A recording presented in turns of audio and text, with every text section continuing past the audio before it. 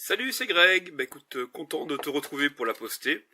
Alors, ce demain matin, grand départ pour Malte, donc aujourd'hui toutes les affaires sont prêtes. Aujourd'hui, je vais te parler de Unreal JS. C'est-à-dire, c'est un plugin en fait qui permet d'utiliser du JavaScript sous Unreal. Alors, on pourrait se poser... J'ai une chatte qui fait le con juste au-dessus de moi.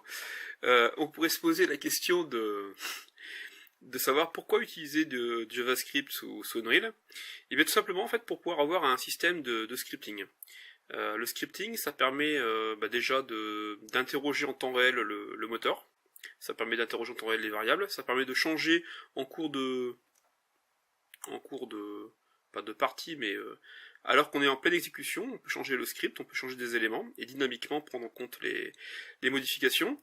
JavaScript, pour les développeurs web, pour les gens qui sont un petit peu plus à l'aise qu'en C++, ça permet déjà une découverte d'Unreal, avec l'accès à toute l'API d'Unreal, c'est pas un gadget. Qu'est-ce qu'on peut encore ajouter tout l'intérêt en fait d'un moteur de script quand on est dans un jeu vidéo par exemple pour faire l'IA des personnages, pour pouvoir permettre aux joueurs de créer eux-mêmes, je dirais des éléments pour le jeu. Ça peut être de scripter justement l'IA de certains personnages. Ça peut permettre de faire évoluer un peu le moteur, l'interface graphique, tout ça alors qu'on a déjà compilé, qu'on a déjà un exécutable, un build exportable. Donc là, on peut rajouter par la suite ces scripts qui seront interprétés par le moteur. Donc voilà, en fait, il y a pas mal de raisons pour lesquelles je les expose pas toutes ici, mais voilà, ça peut être très intéressant.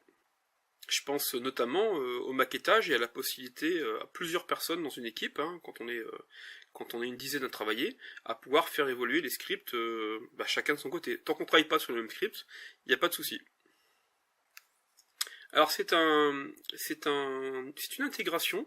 Déjà, ça se présente sous la forme d'un plugin qu'on peut télécharger à partir du marketplace. On a le code source de ce plugin qui est disponible via GitHub. Je vous laisse chercher Unreal.js. Vous allez très vite trouver le lien, et puis je vous le mettrai aussi dans la description. Ça permet d'intégrer donc la machine V8 de JavaScript. Alors c'est celle qui était créée par Google, il me semble. Donc le moteur V8, c'est un moteur qui est relativement léger, qui est très rapide, qui fait de la compilation just in time, c'est-à-dire que la première fois qu'il lit le script c'est un peu long, mais par la suite c'est quand même hyper rapide.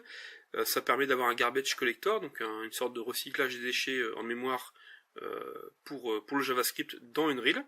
Donc même les objets Unreal qui sont JavaScript bénéficient de ce garbage collector. Voilà, donc c'est la société NCSoft qui à l'origine avait travaillé là-dessus. Par la suite, un des développeurs principaux l'a utilisé pour faire un certain nombre de démos. C'est pas trop mal. La documentation par contre, moi je m'y suis cassé quand même pas mal les dents. J'ai essayé quand même d'aller assez en profondeur. Il y a beaucoup de choses qu'on est obligé de redécouvrir par soi-même, notamment... il y a une sorte de mappage de toutes les fonctions pour que ce soit normalement plus simple, mais quand on est déjà habitué au C++, on préfère rappeler les fonctions par leur nom d'origine. Enfin voilà, il y a des petits ajustements, mais voilà, grand merci en tout cas à NCSoft d'avoir partagé son code. Ils ont eu les Unreal Dev Grants en 2016, je crois en même temps que moi, en tout cas c'est la même année. Donc voilà, un grand merci à eux. Alors des fois je vais un petit peu vite, c'est vrai que je sais pas toujours par rapport au public qui me suit les niveaux. Alors si tu dois rappeler un peu la différence entre l'interpréter et le compiler, disons que quand vous travaillez en Blueprint ou en C++, à la fin vous faites un build, vous créez un exécutable. Et là vous pouvez plus toucher, en fait, enfin vous pouvez toucher. Si vous retouchez, il faudra recréer un nouveau build, un nouvel exécutable. Une fois que vous avez shippé, vous avez envoyé votre application et que d'autres l'utilisent, eh bien, à part leur redonner un nouvel exé, ou le patcher, mais bon, ça revient un peu au même, vous n'avez pas d'autre moyen de le changer. De même, on a ce qu'on appelle un code compilé, c'est-à-dire que alors, je parle pas des blueprints, parce que blueprint, il y a la nativization, il y a des choses un peu plus compliquées. Parlons par exemple du C++. Eh bien, le code source est transformé en quelque chose qui est proche de la machine. L'interpréter, c'est pas du tout pareil. L'interpréter, il faut imaginer que c'est comme un programme qui est à part.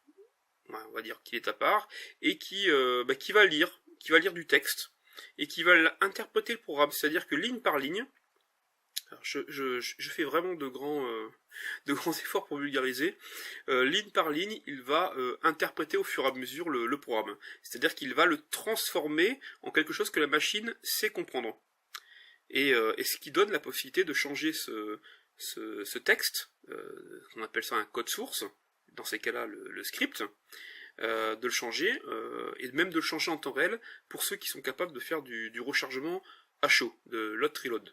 Bref, voilà, donc c'est vraiment la différence entre l'interpréter et le compiler. Alors l'interpréter, c'est forcément plus lent que du compiler.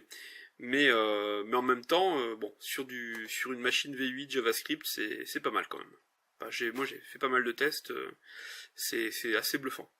Voilà, outre ce côté-là, il y a le fait de pouvoir bénéficier d'une console qui est beaucoup plus avancée que le mode console qu'on a sur Unreal. Là, avec ce mode console-là, on peut taper directement du code JavaScript en temps réel, interroger des variables, lancer des commandes, enfin bref, c'est bien, quoi. On a l'impression de pouvoir piloter en script, comme on pouvait le faire à l'époque en basique, en lançant des commandes à la volée. Et bien là, on le fait sous Unreal. Moi, je trouve ça très très sympa. Bon, en même temps, le JavaScript, c'est un langage qui est relativement élégant, c'est assez simple à lire. C'est vrai que j'ai ma préférence pour le Python, ça vous le savez. Mais là, on parle de JavaScript. Donc, c'était mon deuxième choix, entre Python, JavaScript. C'est le langage du web. Il dispose d'une grande communauté de développeurs, surtout avec Node.js, parce que là, en plus, le plugin utilise, je veux dire, c'est vraiment dans son fonctionnement, Node.js est intégré, et donc, on a accès à... Imaginez toutes les librairies possibles, des librairies de communication sur le web, par exemple le fait de pouvoir lancer des requêtes en web service, le fait de pouvoir faire du dialogue de socket, le fait de lire des fichiers JSON, imaginez toutes les extensions possibles à moindre frais, parce que là vous êtes avec votre gestionnaire de paquets Node.js, et puis vous pouvez installer à la volée tout plein de choses. Imaginez vous voulez faire, je sais pas moi, de la génération procédurale, eh bien on peut appeler la librairie Tri.js, qui est normalement un moteur 3D à part, mais qui a ses propres composants pour générer du maillage, c'est-à-dire générer de la forme 3D. On peut créer un torus par exemple, facilement, parce qu'il y a une fonction pour ça. Et on peut réutiliser ce maillage-là pour l'intégrer dans une génération procédurale d'Unreal, avec les fonctions Blueprint, par exemple, sans avoir du tout à déclencher de code C++. Donc moi je trouve ça très intéressant, notamment pour au niveau de l'HTML5, quand on veut exporter un HTML5, utiliser des scripts JavaScript, voilà, on est au moins dans le même domaine. On n'est pas obligé de passer par emscripton, enfin ce système qui permet de traduire du code C en quelque chose de lisible sur le web. Là, on peut tout de suite appeler de l'HTML5. Alors le module est pas mal parce que il a aussi le système d'autocomplétion, c'est-à-dire vous savez quand vous commencez à taper le nom d'une commande et puis au fur et à mesure il vous propose déjà de terminer le nom de la commande, mais également de vous proposer les différentes variables, les paramètres des fonctions. Voilà, de savoir qu'est-ce qu'on y rentre. Mais ça en fait ça a été complété pour être utilisé avec Visual Studio. Et ça marche aussi avec Visual Studio Code. Vous savez, la partie un peu, ou je sais plus comment ça s'appelle, source, je crois. Enfin, la partie, on va dire, non seulement gratuite, mais aussi l'éditeur open source à côté. Voilà, donc les deux sont compatibles. Bon, ça vous empêche pas de travailler en Notepad++, mais vous n'aurez pas l'autocomplétion. Puisque ça utilise IntelliSense pour fonctionner. Voilà, donc c'est livré avec quelques démos. Moi, je vais vous montrer d'autres choses que j'ai faites de mon côté. Voilà, rapidement, pour que vous ayez une petite idée en fait de ce qu'on peut faire, sachant qu'on peut aller beaucoup plus loin que ce que je vais vous montrer. Voilà, écoutez, on passe tout de suite à l'écran. Voilà, donc je commence avec la petite démo qu'on peut télécharger avec Unreal.js. Donc c'est celle qui est fournie en standard. Pas facile forcément de comprendre, si vous démarrez avec ça, c'est quand même beaucoup trop compliqué. Voilà, il y a une petite partie en fait d'IA. Alors la partie câble, bah, ça a utilisé le module câble hein, qui existe, mais qu'on a généré à la volée. Là, c'est... Alors, là, je suis en train d'hésiter sur la partie AI. On comprend pas grand-chose d'ailleurs. Voilà, donc après, c'est la partie REST, donc le fait de pouvoir lancer un... Alors juste, vous voyez, c'est télécharger hein, une image au travers du web. Là, c'est la librairie Convnet. Convnet, c'est une librairie de deep learning en JavaScript. Voilà, avec quelques essais un peu simulés d'entraînement d'un réseau de neurones. Et la possibilité, effectivement, de charger aussi un réseau de neurones déjà entraîné. Mais bon, l'exemple, ça vous permettra pas de... C'est pas tellement exploitable. Et puis là, bon, bah, c'est l'utilisation de React, qui est une librairie pour gérer l'interface utilisateur, lui. Voilà, qui collabore avec UMG pour créer des listes, des boutons, des choses, un inventaire, le petit radar là qui en temps réel bouge. Et voilà toutes les boîtes qui tombent du ciel. Alors je crois que j'en ai mis un millier. Alors tout ça c'est généré à chaque tick.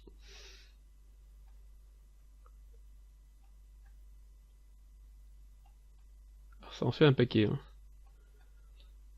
Et pourtant, Unreal n'a pas de problème avec ça. Pourtant ce sont tous des cubes dynamiques hein, qui ont chacun leur physique. Alors dans cet exemple, j'ai utilisé Three.js. Le script s'appelle touristnote.js. Donc je l'ai intégré dans l'acteur ici, touristnote, et quand je vais faire un play, voilà, donc automatiquement, ça a été généré dynamiquement. Voilà, je suis parti d'un blueprint. J'ai utilisé les fonctions procédurales avec create mesh section. Et voilà, donc il a fallu recalculer quelques tangentes, il a fallu faire quelques petites opérations au niveau des normales et autres, mais voilà, on s'en tire. Voilà, donc là notre test de mon côté avec les câbles. Voilà, donc je les ai attachés procéduralement ici. J'ai essayé aussi d'accrocher un truc là-haut, mais apparemment il est tombé. Alors là, un autre test avec un script sur ce personnage-là. Alors je lui ai mis un petit capteur, vous voyez, en bas. Il lance un rayon et donc il génère un saut dès qu'il rencontre un obstacle. Vous voyez, donc il est pas très intelligent, mais disons que voilà, il sait me contourner, il sait comment je vais faire. Voilà, il sait suivre des waypoints et le tout avec un simple script en Java, quoi. C'est vraiment pas compliqué. Ah ici voilà, il y a un autre test juste pour afficher au niveau du HUD des éléments. Vous voyez, générer des formes, afficher un logo qui était téléchargé sur le web, un autre logo juste pour montrer la rotation, les coordonnées de la mouse, le fait de gérer facilement les couleurs. Voilà, puis ici un bouton, enfin similaire à un bouton, mais on est en mode HUD, pas en mode UMG. Voilà, là par contre ici on est en mode UMG. Donc là j'utilise vraiment une fenêtre modale externe. Vous voyez, puis ici donc d'autres éléments, toujours en UMG, mais avec le JavaScript. Hein. Tout était fait en JavaScript. Vous voyez, même avec le système d'animation. Bon bah voilà, écoutez, on a fait un petit tour, bon c'est rapide. J'ai envisagé de faire une formation là-dessus, à terme. Mais je vous avoue que le manque de documentation, ouais, il faudrait que je fasse un bon projet autour, vous savez, une sorte de jeu complet ou d'application vraiment faite autour, parce que c'est tellement vaste que voilà que je pourrais m'y perdre. Quoi. Je peux pas explorer toute l'API d'Unreal en JavaScript. Il faut se concentrer sur un cas précis et puis vous donner peut-être les outils pour apprendre par vous-même, pour lever les différents problèmes que vous pourriez rencontrer. Mais bon, je suis pas encore prêt à faire cette formation-là parce que c'est du lourd quand même. C'est du lourd. J'ai accumulé pas mal de matière, mais voilà, je bloque par certains côtés. Il y a des choses qui quelquefois ne marchent pas et voilà, j'ai du mal à contourner certains problèmes. Donc quand je serai prêt, je vous le dirai. Et puis si vous, de votre côté, vous trouvez des trucs intéressants, n'hésitez pas à me le dire. Allez, en attendant, je vous dis à demain. Vous savez, entendez, ça visse, ça perce. Hein. C'est encore les travaux. Je vous dis à demain pour la prochaine pause café. Et puis là, je serai sur le départ pour Malte. Donc il y aura peut-être un mixage. On verrait peut-être un peu avant l'avion, ou avec la tête de déterré le matin. Je sais pas encore, on verra. Demain sera peut-être la panique aussi. Ciao.